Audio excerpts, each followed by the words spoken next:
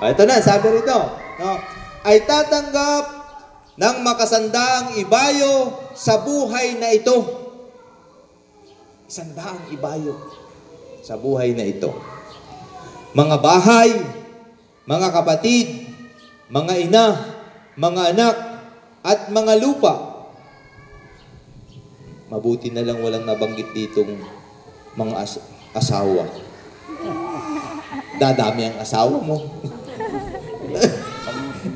Ano? Saan sa una magano? Asawa, ina, ama. Pagdating dito, yung tatanggap na isandaang ibayo, wala na yung asawa. Kasi baka dumami daw ang asawa eh. Nasabi na ito ha? Ay tatanggap ng makasandaang ibayo sa buhay na ito, mga bahay, mga kapatid, mga ina, mga anak, at mga lupa. Totoo po yan.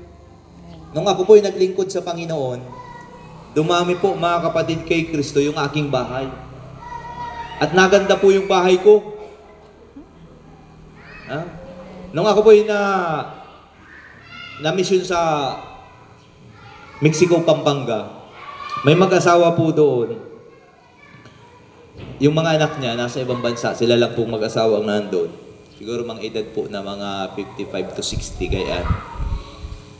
Doon po ako, brother, sa akin ka po tumuloy yan. Nagsabi na po kami doon, kasi nag-uusap sila eh. Nag-uusap yung mga core group, mga manggagawa, o ngayon, yung disciple na ma-assign, kami naman yung tatanggap. Kami yung mag-accommodate. Yun, nagbo-volunteer sila. Hindi katulad ng iba. Nagtuturoan, ikaw na lang, sa iyo na lang. Kasi, ang alam nila, kapag pinatuloy, ang lingkod ng Diyos may biyaya. Kaya punta po, sige po, sister, mag-asawa sila. Pagsagay ko po, ako, Highlander. Sunod, Highlander, crosswind ka, Highlander. Naka-Highlander ako. Pagpunta sa bahay nila. Pagdating doon, pinakain ako, pinagsilbihan. Pagkatapos, kwento-kwento. Tapos na magtutulugan na, sabi niya, dito ka po, brother. Ay, sabi ko po, ay, dito na po ako sa sala. Ay, hindi. Diyan ka. Yan. Isipin nyo, may bahay, pinakain ka na, may bahay ka, no? Pinakain ka na, mayroon pang kwarto. No? Pinatulog ka pa. Sa kwarto pa nila. Kaya totoo talaga yun. Kahit saan ka pumunta, kapag likod ka ng Diyos, mayroong tahanang magwi-welcome sa iyo, magpapatuloy. Kaya dadami ang iyong bahay. Ang sabi dito, 100 folds. Ay, kapag nagpunta ako doon, hindi ako lingkod ng Diyos, pagkasabihin nun, bakit patutuloy mo dito? Sino ba gayan? Amen? Pero dahil lingkod ka ng Diyos, nakaagawang pa. Di ba ako ang assign din doon? Sa akin naman. Nangyari po rin sa akin dati nung sa Kalagwas. Siyempre gusto naman nila, siyempre paniwalaan nila. Pagka binigyan mo ng isang basong tubig, masaganang biyaya at pagpapala ng ibibigay ng Diyos sa lingkod.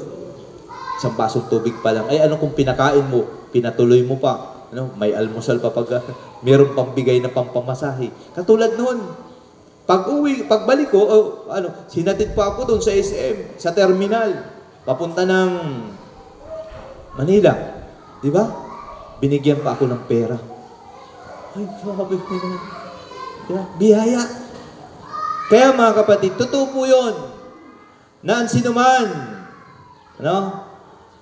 ang sabi dito, maglilingkod sa kanya, tatanggap ng makasandaang ibayo sa buhay na ito, mga bahay, mga kapatid. Kaya si Brother Buboy, ang dami mo ng kapatid, nang maglingkod ka. Kahit kasampun, ito tayo yung mga kapatid natin sa pananampalataya. Kung di tayo naglingkod sa Panginoon,